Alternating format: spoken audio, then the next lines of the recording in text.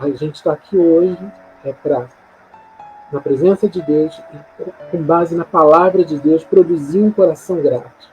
Ainda, eu tenho aqui para dizer que não é impossível. É possível produzir um coração grato. Então a palavra de hoje, 1 Timóteo 6, a partir do verso 6, diz assim: de fato, grande fonte de lucro é a piedade com contentamento, porque nada temos trazido para o mundo, nem coisa alguma podemos levar dele. Tendo sustento e com que nos vestir, estejamos contentes. Aí até o verso 10 aqui.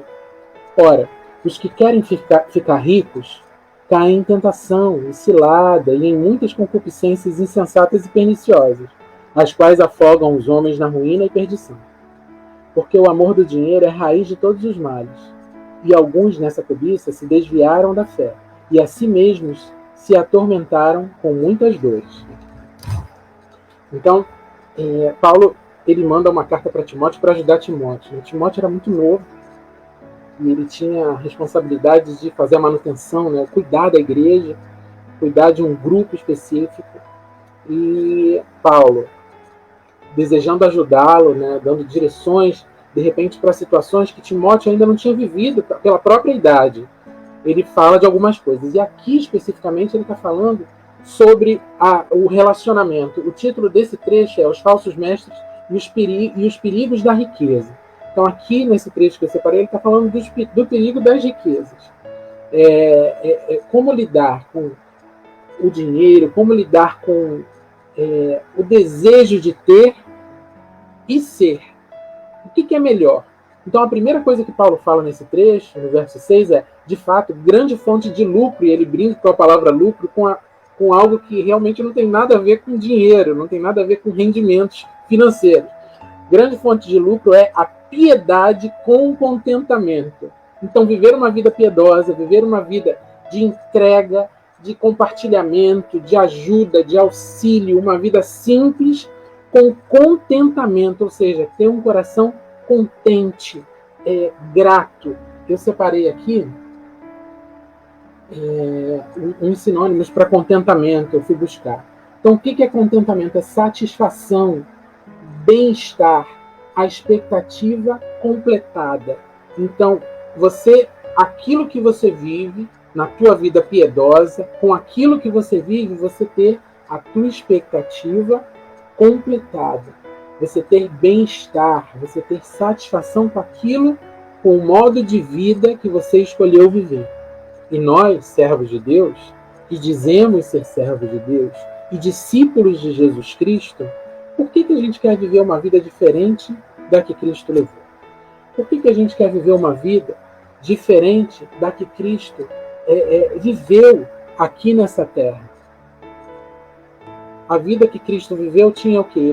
Ele faltou alguma coisa para ele? Tem alguma parte da Bíblia dizendo que Cristo teve fome? Fora o período que ele passou em jejum no deserto? Que ele estava ali, ele não comia por uma opção dele? Não. Em algum momento da Bíblia você viu Jesus reclamando de falta de roupa? Em algum momento da Bíblia você observou se Jesus não foi atendido naquilo que ele desejava, que ele precisava? Então a vida que Jesus levou foi uma vida de completa dependência de Deus e de certeza de que na hora que ele precisasse, aquilo que ele precisava viria e o susteria, e o manteria, e o supriria. Isso é uma vida por fé, é vida por fé. Agora, depois mais à frente eu vou falar dos ricos. Mais à frente, porque aqui parece que a gente não pode ser rico, né? O problema é que a riqueza nos leva, nos tende a querer outras coisas e a gente pode se corromper com as riquezas. Esse é o grande problema das riquezas. Lembra do camelo e do buraco da agulha? É mais fácil o camelo passar pelo buraco da agulha do que um rico entrar no reino dos céus? É isso. Não é que seja impossível, porque tudo é possível para Deus, mas é mais complicado, porque os problemas e as questões de tentação que um rico tem são muito maiores do que a que alguém que não ostenta, que não tem tanto, possa vir a ter. Então, talvez esse seja o problema maior das riquezas. Não que você não possa ser. Se você for e conseguir se ver livre de todas as tentações, maravilha. Mas talvez seja um pouco mais difícil. Então, Paulo continua dizendo assim, ó, porque a gente chega no mundo sem nada e quando for embora vai sem nada. Então, hoje mesmo, quando eu estava fazendo um devocional com a minha filha, em algum momento, que agora eu não lembro qual o contexto, eu disse isso para ela. Para que a gente vai ficar desejando tanto se daqui a pouco Jesus volta e a gente vai embora e vai ficar tudo aí? Então, eu quero, mas eu quero ter um carro melhor. Queira, mas não faça isso o foco principal da tua vida. Porque na hora certa, boa, perfeita e agradável, Deus libera na tua vida, eu não tenho dúvidas. Eu não tenho dúvidas. Na hora que for para realmente suprir uma necessidade, Ele libera na tua vida. Mas eu queria tanto uma casa na praia. Então você pensa em todas as possibilidades, o que a casa na praia vai trazer de soma para o reino de Deus. O que ela vai somar no reino de Deus, no estabelecimento do reino de Deus na tua vida e na tua família. Então, se a soma dela vai ser grandiosa espiritualmente, no mundo espiritual, eu tenho certeza que Deus vai liberar no tempo certo e você não precisa ficar desesperado. Você não precisa colocar isso como se fosse a coisa mais importante da tua vida, porque a coisa mais importante da tua vida precisa ser a tua entrada na eternidade, que precisa ser desde agora. Você precisa viver agora como se você já estivesse na eternidade. Agora, se você leva uma vida de trabalho, juntando-se, afatigando, olha, eu lembro de um casal, na época que eu vivi em São Paulo, que a vida deles era construir a casa. E todos os estresses deles, enquanto casal, era por conta daquela construção. E era uma casa grande, bonita, né? Eu conhecia a casa, bem feita, com tudo do bom e do melhor, os granitos, os mármores, os alumínios, tudo lindo, maravilhoso. Eu olhava aquilo e falei, gente, que casa linda. E eles se afatigavam, e eles trabalhavam, enfim. Quando terminou a casa, a primeira coisa que eles fizeram foi vender a casa e sair dali, ir embora dali. E eu fiquei pensando, tantos anos construindo uma casa. Primeiro, que é o óbvio, não leva a casa para o céu, né? A casa não vai para o céu, fica aí. Mas depois de tanto tempo se estressando, perdendo noites de sono, tendo relacionamentos dificultados por causa daquilo, abre mão. Será que era tão importante assim? E a vida eterna? E a vida com Deus? Como é que estava o relacionamento com Deus naquele tempo, naquele período de construção daquela casa?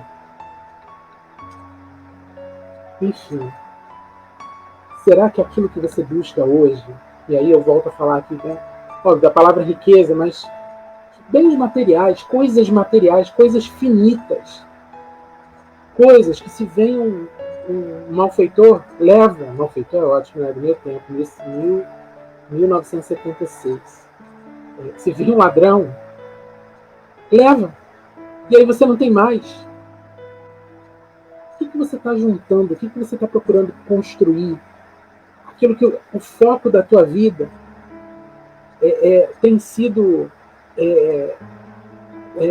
buscado com sementes que vão gerar frutos para a eternidade? E você tem se preocupado com coisas que vão acabar, que vão ficar aí? Então pensa nisso.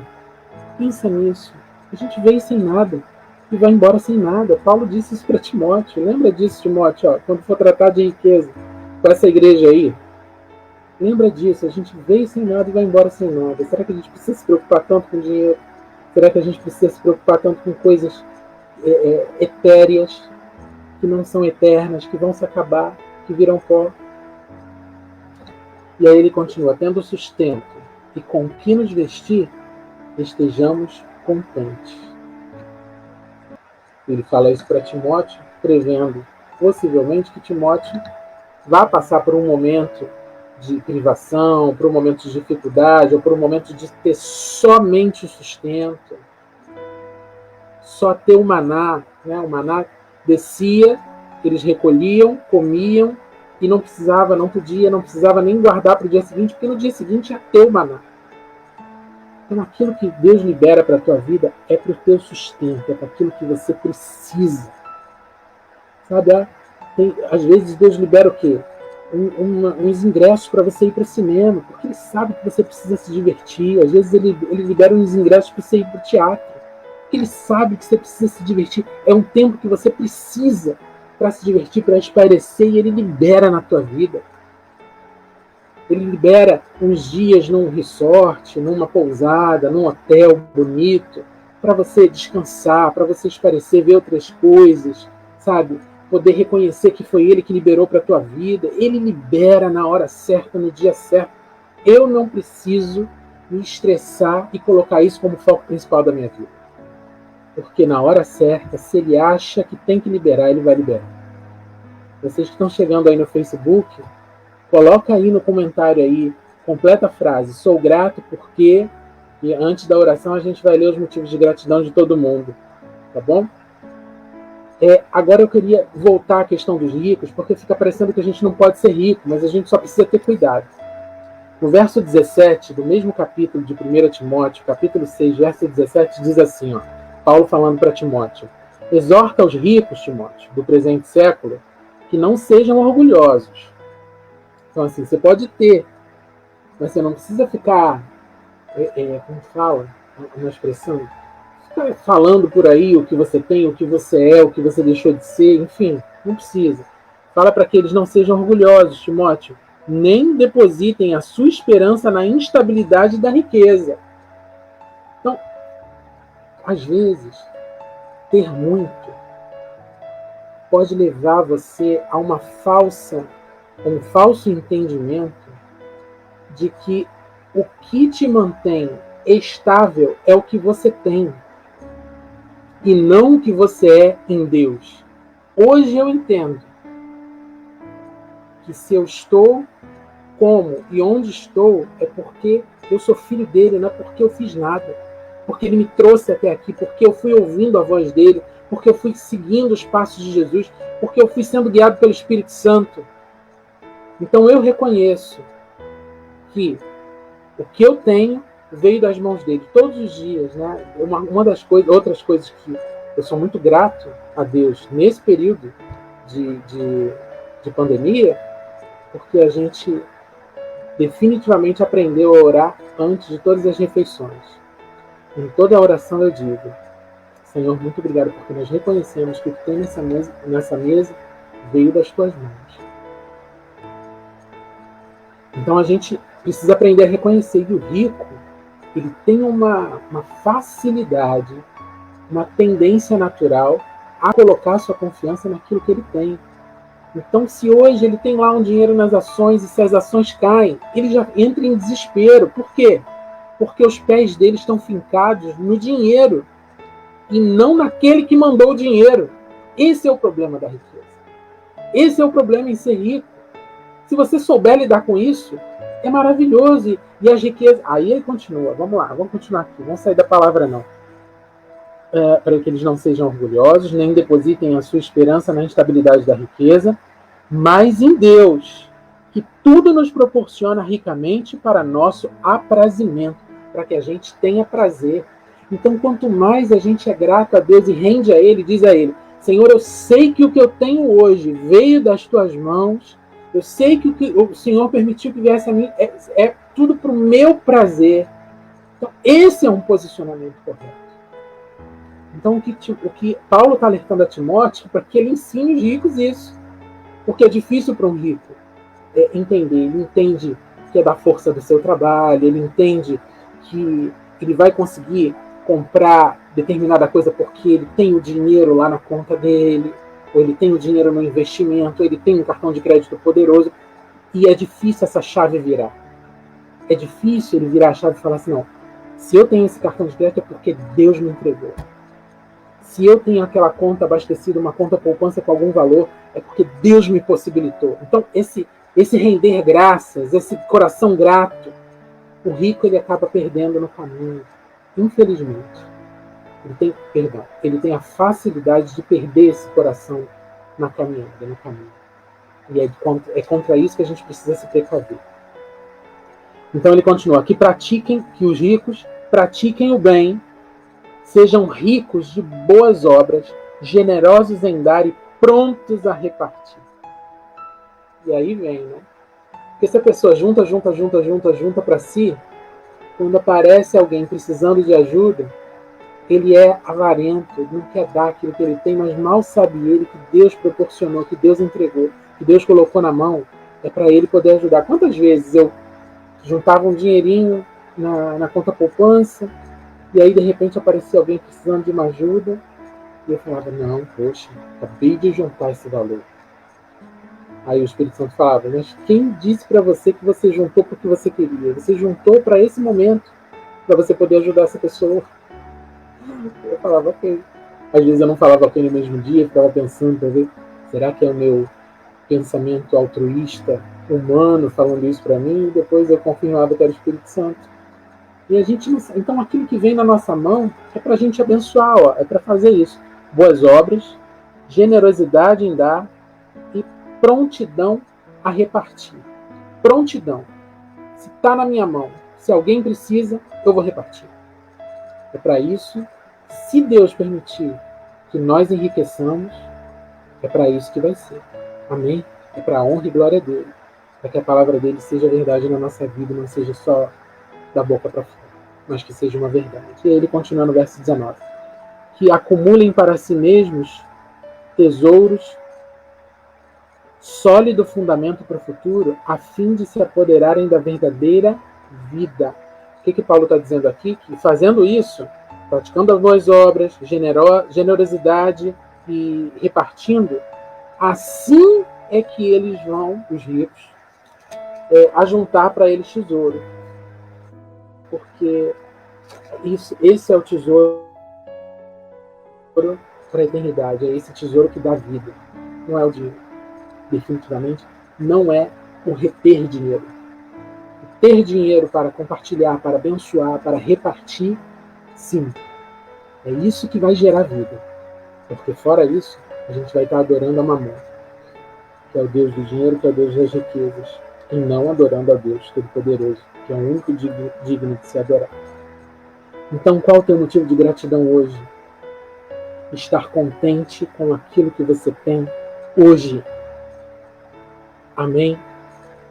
Que essa palavra ela entre no teu coração como boa semente que ela é, porque a palavra de Deus não é minha, e que ela gere frutos para a eternidade, e que você definitivamente escolha passar por esse período que você está passando, seja ele bom, seja ele não tão bom, e, respeitando o processo de crescimento, de amadurecimento, de aprendizado, para que você gere frutos para a eternidade, para que você libere sementes que gerem frutos para a eternidade, multiplique a palavra de Deus, multiplique aquilo que o Espírito Santo de Deus tem feito em você, multiplique, libere sementes para que cresçam mais árvores, para que gerem mais flores e mais frutos, que tudo seja para a eternidade, que gere vida. Aquilo que gerou vida em você, libere as sementes para que gere vida em outros. Passe por esse tempo que você está passando. Mais uma vez, seja ele bom ou não tão bom, gerando frutos para a eternidade e distribuindo sementes eternas. Amém? Recebe essa palavra no teu espírito em nome de Jesus. Em nome de Jesus.